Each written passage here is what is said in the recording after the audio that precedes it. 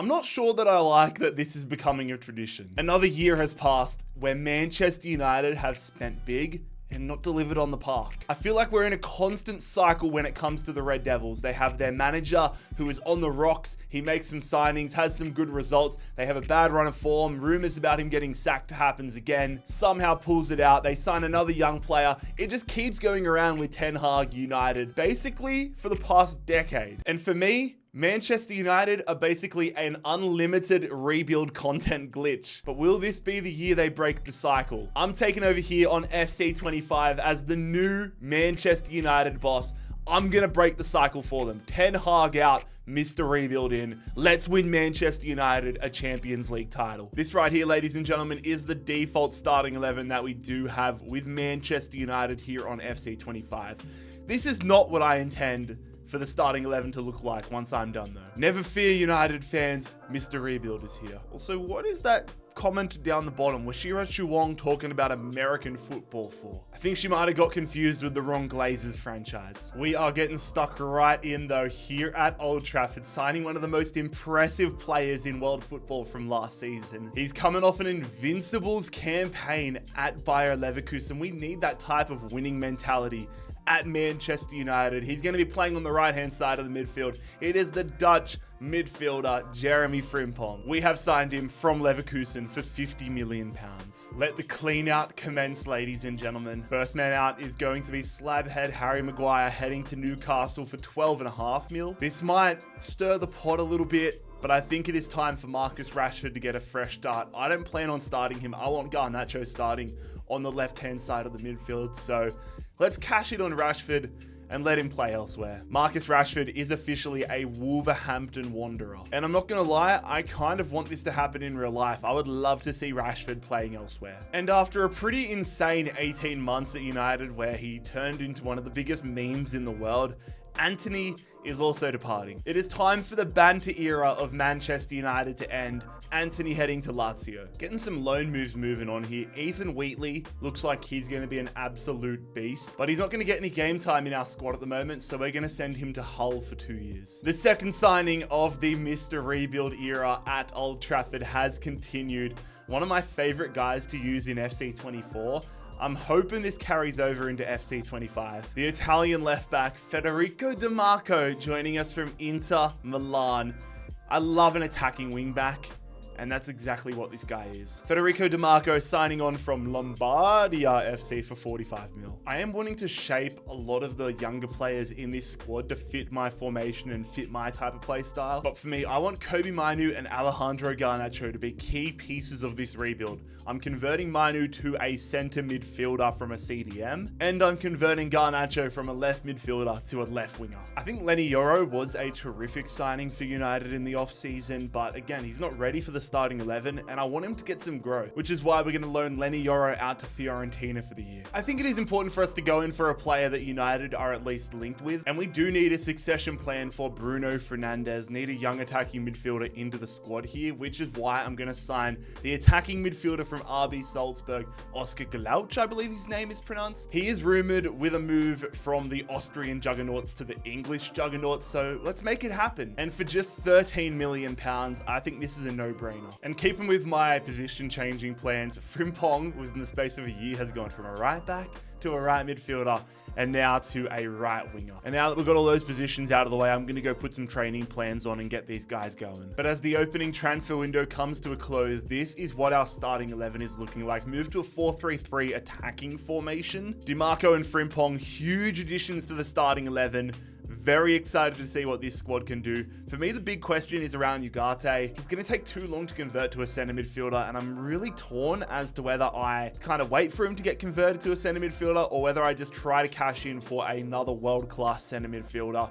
I want Kobe Mainu in here as long as possible. I want Garnacho in here, Zirkzee. Anyways, let's get to January and see what this Man United side is looking like. Also, we are in the Europa League with Manchester United, and that's one of my key goals, to win the Europa League this year. Let's see if we can get out of the league phase. 1st of January, we're sitting 6th in the Premier League right now behind Fulham, Newcastle, Tottenham, City below us, but this is an extremely tight Champions League race. Getting in the top 4 is our #1 priority. And clearly we are struggling to convert our draws into wins 8 draws is a killer. And with 2 games to go in the Europa League, things are not looking too strong there either. 2 wins, 0 draws, 4 losses. We've still got time, but I want to make some big moves to get us automatically through to the round of 16 and into the top 4 of the Prem. But unfortunately, things are not going too well for Andre Onana. Just 2 clean sheets in 9 appearances for him. He's been beaten out by the Turkish goalkeeper, Bayindir. So honestly, I think we go for a massive upgrade in between the sticks this window, because I'm happy with the growth so far of Ugarte. Casemiro getting a lot of game time here as well. And Mason Mount getting a lot of game time. Kobe Mainu, not as much as I hoped. Honestly, I think I might throw Mainu. This is not realistic, but I might throw him up on the loan list for the second half of the season. Actually, I've had a change of heart. I just got an offer in from Aston Villa. I'm looking at it. Why am I going to give? I'm not going to give Andre Onana up right now. Let's remove him from the transfer list. I think we're better off making upgrades elsewhere. Maybe get a massive midfielder in, because Onana, he's 28, he's 84 overall. Let's keep him in that starting spot. Instead, I say we focus our money on a big name center midfield signing. The center midfield partnership of the future is being established right now. Ladies and gentlemen, I present to you Manchester United's newest centre midfield signing, Pablo Javi, who we're going to pick up for £65 million. And in regards to Kobe Mainu, we're going to send him off on loan just for 6 months here. I'm actually really happy with this move. He goes to Brentford on loan, where I think he's going to get plenty of game time. I'm curious whether he comes back next season and he's cracked the 80s. That is frustrating. We look like we're just continuing the cycle. I said I didn't like that it was becoming tradition, but I am perpetuating the tradition. We finished 6th right now with Manchester United, meaning we will be in the Europa League again next season. Tottenham 2 points ahead of us. Newcastle, City, Liverpool, and Arsenal winning the title. Arsenal with 89 points. Relegated from the Premier League. Aston Villa with a stinker of a year, but it is Wolves, Southampton, and Ipswich going down. We unfortunately lost the Community Shield to City at the start of the year. We got thumped. Tottenham beat Preston to win the FA Cup. We lost to Tottenham in the semi-final, and Chelsea win the Carabao Cup. We have not won any silverware in this first season, going out to Birmingham bloody City in the quarterfinals. What are we doing? Barcelona win the Champions League, and unless we win the Europa League, then we have 0 silverware and 0 Champions League football in season 2. So we ended up finishing league play 21st, which is honestly unacceptable, but that is enough to just get us into the playoffs. In the playoffs, we are going to beat Midtjylland 4-1. Lovely. Into the round of 16, we beat Porto 4-1. So we're into the final 8 here of the Europa League. Quarterfinals, we beat Roma 4-3 on aggregate. Into the semi-finals we go. We are heading to the Europa League final. 4-1 on aggregate against Sociedad. We're taking on Tottenham. It is an all-English affair. Tottenham versus Man United, and we win some silverware. We win a major European trophy with Manchester United in season 1. What looked like an absolute disaster of a first year has been salvaged. We're playing Champions League next year. And Alejandro Garnacho, we put the faith into him. We sold Marcus Rashford. We gave him the starting left wing spot, and he has delivered. 45 goal contributions here in season 1 from Garnacho. That could genuinely put him in contention for Ballon d'Or nomination. I'm not so certain, but if he was higher rated, I genuinely think that would win him a Ballon d'Or. Bruno Fernandes, a solid season there for him. Zirkzee and Højlund spreading the wealth, but neither of them really stepping up. And given the fact that Zirkzee is 24, Højlund's 2 years younger, I might give Højlund the starting spot next year. And a decent year here for Mason Mount. 18 goal contributions for him. But again, I don't know if he has enough in the overall marker to give him the starting spot next year. From the lads on loan, Jadon Sancho goes up to an 84 overall. Kobe Mainu does go up to 80 overall. Wheatley up to a 67. And then a few lads that were already off on loan when I took over. Joe Hugel up to a 65. Radak Videk 64 overall, and Reece Bennett 63. Lenny Yoro only +1 to a 79, which is a little disappointing. And Sonny Al-Yafri, I'll probably look to sell him next year. Saying goodbye to 2 players at the end of season 1 though. Tom Heaton retiring and Daniel Gore, I'm gonna let walk on a free. Also, Garnacho ended up winning the Premier League Player of the Season, which is crazy considering we finished 6th, but I'm very happy with that. That is a great way to end season 1. But we are coming out here in season 2 and we are being cutthroat. I don't want to protect anybody's feelings. I don't care who it upsets. I'm bringing in the players I want and the players I think are going to make Manchester United successful. Last year, we flirted with the idea of bringing in a new goalkeeper. This year, we pull the trigger on it. It is Unai Simon joining us here at Man United. The Spaniard joins us from Bilbao for 54 mil. I want us to make sure that Rasmus Højlund is the starting striker this year, so I'm going to send Joshua Zirkzee off on loan. I'm not selling him permanently. I'm going to send him to Villarreal. He heads to the Yellow Submarine on loan. My goal is that then he can get up like an overall or two, but I'm hoping Højlund can explode this year. Then he comes back, he's the backup, and we have 2 insane striker options. But it's not really benefiting either of them if they're splitting the game time, splitting the goals. And look, some of you guys might be confused by this signing, but I do want to have some sort of a backup striker option. Yes, I've loaned out Zirkzee, but I do want somebody there just in case something happens to Højlund. And I think this is a terrific option. Southampton get relegated. Cameron Archer's one of their best young talents. We pick him up from the Saints for £14 million. I'm happy with that. Many fans have been calling for this in real life. I was hesitant to do it last year, but if I'm going to focus my full attention in the midfield on Mainu and Pablo Javi, I can't afford to have Casemiro stealing game time. So we're going to sell Casemiro to Tottenham for 13 mil. And I mean, he was massively regressing in this save anyways, so I'm happy to get 13 mil for him. It's not the most insane transfer window I know in terms of players coming in, but I'm going to get a backup here for Garnacho. I am in the process of selling Jadon Sancho now that he's come back from his loan spell at Chelsea. But the same thing that we had with Archer, I want to have somebody that can be a solid backup for our starting players if an injury happens or something, but I don't want them stealing game time. So we're going to get the French winger Lorient into the club here. He's 79 overall. He's the definition of a super stub, and we get him on the cheap. The saga with Jadon Sancho officially over. I didn't want him to go to another English club, so instead we've sent him to Barcelona, another club that has a track record of being a bit of a basket case. Good luck, mate. Good luck. And I mean, to get £48 million for him, I'm totally fine with that. I may regret this, but I'm going to part ways with Ugarte. This was one of the toughest decisions I've made in this rebuild so far. Overall wise, development wise, he's an absolute gem, but he just doesn't fit the play style. He still isn't converted to a center midfielder. And the club I've sold him to, I'm not sure whether I should have done this. We've also sold Radek Vitek, which I have no head noise about. But yeah, Ugarte stays in the Premier League, goes to West Ham United.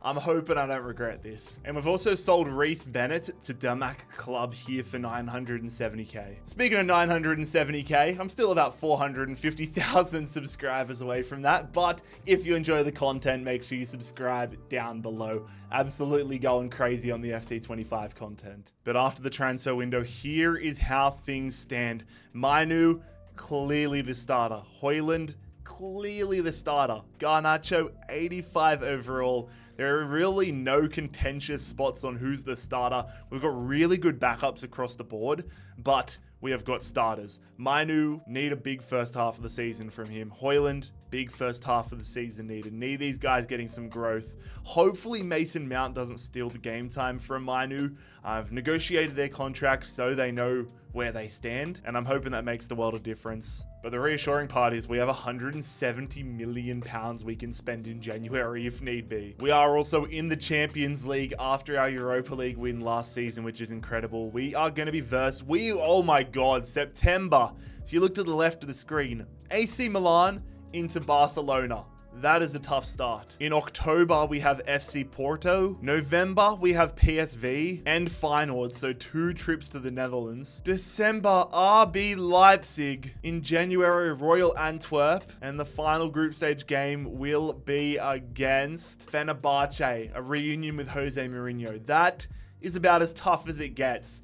we're going to have to play really well if we want to get out of the league phases. And well, I wanted to check out who was going to win the Ballon d'Or, and our man Garnacho not nominated. It's between Saka, Foden, Martinez, and Haaland. So at this point, I don't care who wins it. It feels like deja vu, man. We're sitting 5th in the Premier League, and of course, I sell Ugarte to West Ham, and now they're leading the league. That is bittersweet. We are sitting 5th. We're only 7 points off the title, though, and 4 points off of the top 4. We need to get ourselves back in there. I want to check how mainly Mainu and Højlund are going. Growth-wise, not well. Mainu's staying at an 80, Højlund at an 82, just +1 for him. And I mean, even after I have changed the contracts, you look at it, Mason Mount is on rotation, Mainu's on important. Still, the CPU when I simulate is giving Mason Mount all of the game time. Mainu relegated to the bench. How are we going goals-wise via Højlund? Højlund's doing pretty well on the park, to be fair. 14 goals already here, not even halfway through the season. So he's doing his job. Xerxes up to an 85. Xerxes gone up to an 85 already here with Villarreal. Oh my god, do I bring him back? I have to bring him back, lads. I have to. That's a +3 upgrade. I've got to bring him back for this second half of the year to help us with the Champions League and the Premier League. I've got to do it. 327k. I'm sorry, Højlund. I did not see that sort of growth coming. All right, screw it, lads. I'm going all out here.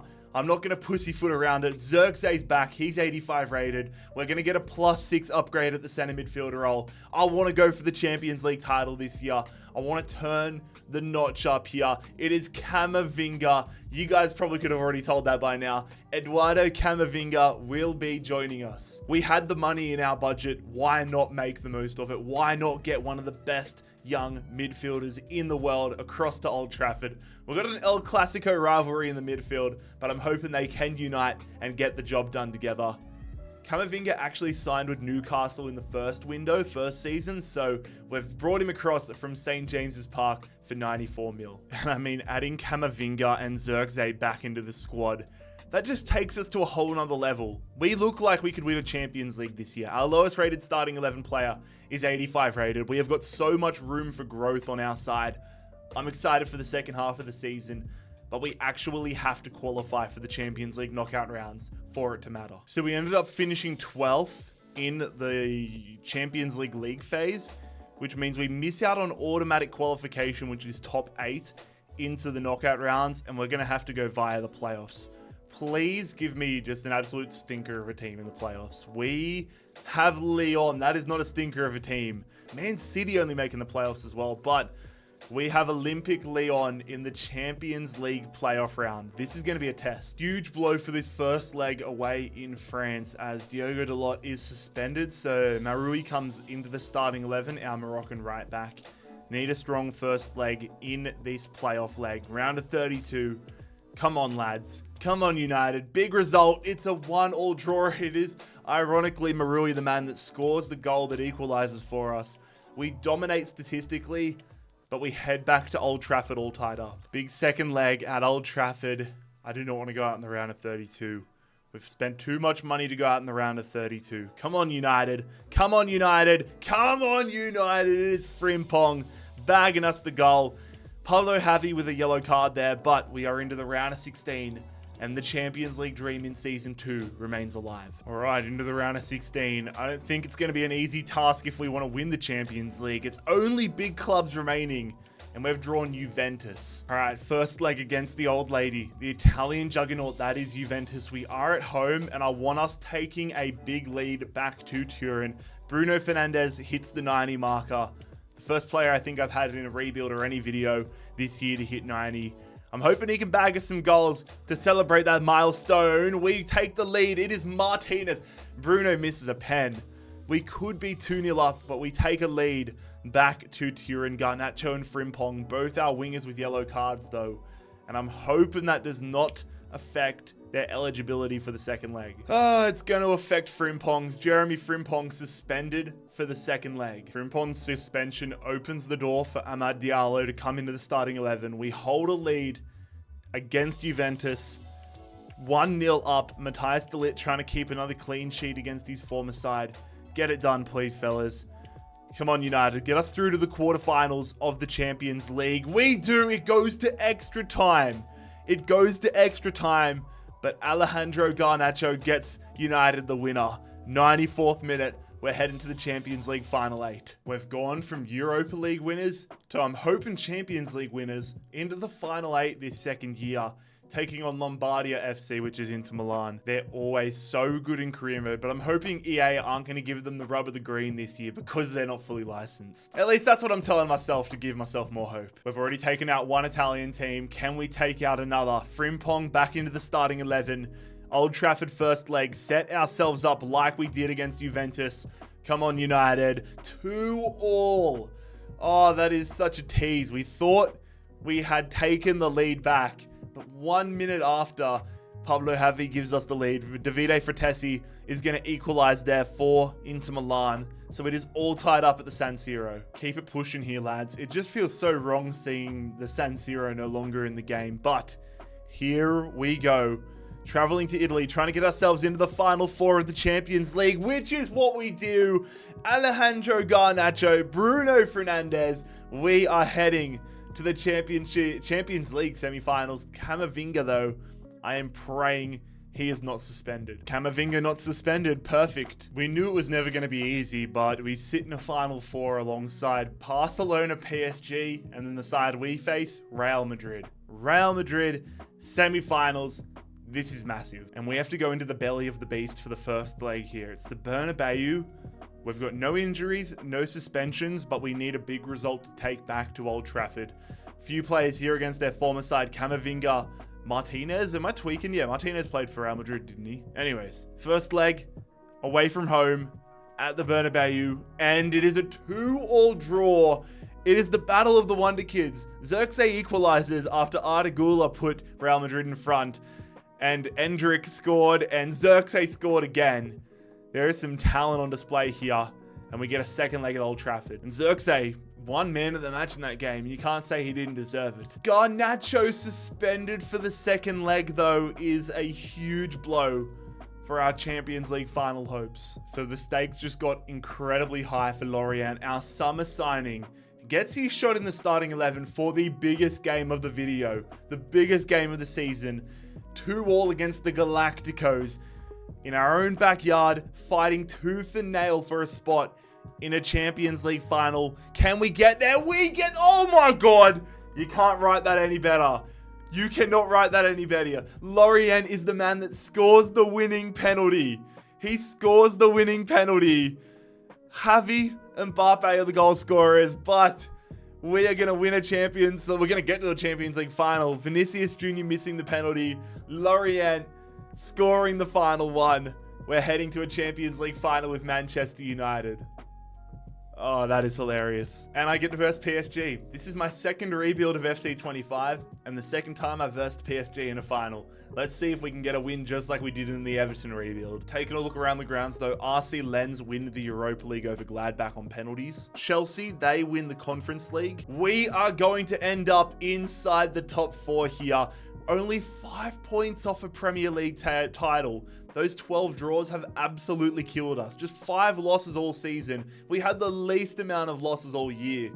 Just the draws, man. The damn draws. Arsenal go back-to-back as Premier League champions. And in the relegation zone, it is going to be Everton, Burnley, and Middlesbrough going down. Liverpool win the FA Cup over Chelsea on pens. We have had a stinker. We went out in the 3rd round to Chelsea. And Man City win the Carabao Cup. We lost to Man City in the semi-finals there. And we also lost to Barcelona in the UEFA Super Cup final earlier in the year. That is not a good omen. But Alejandro Garnacho has had another insane year. He goes up to an 88 overall.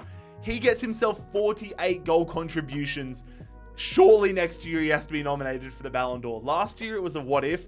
This year, not only has he gone up in overall, he's also done a lot better with his stats. Bruno Fernandes into the 90s. I cannot wait to use this side. Zirkzee stayed at an 85, but we've had an okay year on the pitch. But we are in a Champions League final. Let's crack on and see if we can get it done with the Red Devils. How is it that PSG have gotten better on FC even after they've lost Mbappe? They are so good on this game. Getting ready for an absolutely massive one in Portugal, Benfica's stadium. Here we go. They got Martinelli. Well, nicely done there from Frimpong. I see you, Zirkzee. Trying to feed it through. Zirkzee muscles off, shoots it and scores it. That is a dream start. Jeremy Frimpong's the man that unlocks the space, but Joshua Zirkzee is the man that finds the back of the net. He shouldn't even be here. He should be playing in Spain right now with Villarreal, but I checked the squad hub And he is back. And it's a big move because he's just given us the lead in the Champions League final. Dembele in the box here. Do not let him shoot. He shoots it. He hits the crossbar.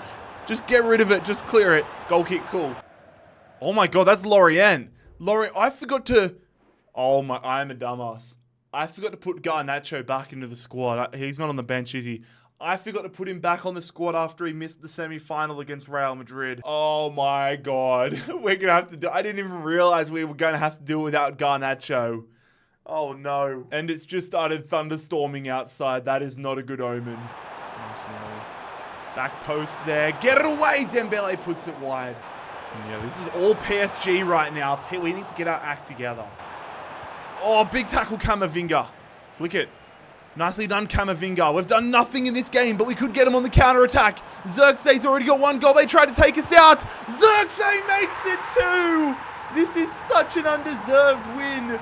Well, it's not a win yet, but this is such an undeserved result. But I will take it. Xerxes, I have struggled to score goals in FC25 if you watched either my main channel or my second channel, Career Mode. Maybe I just need some clinical strikers because Xerxes cannot miss. Bang! There it is. Oh, that was an ugly win, but I will take that. This truly was a rebuild that flipped itself on its head. If you asked me at the start of the year, I did not think we were going to win a Champions League title this year. But the financial war chest and Xerxes developing into an absolute stud has helped us get to this position. And even without Alejandro Garnacho in the side tonight, we have still successfully made Manchester United champions of Europe once again. Bruno Fernandes, the man that lifts the Champions League title. Lads, if you enjoyed this Manchester United rebuild, make sure you click here to subscribe and click here to watch another video.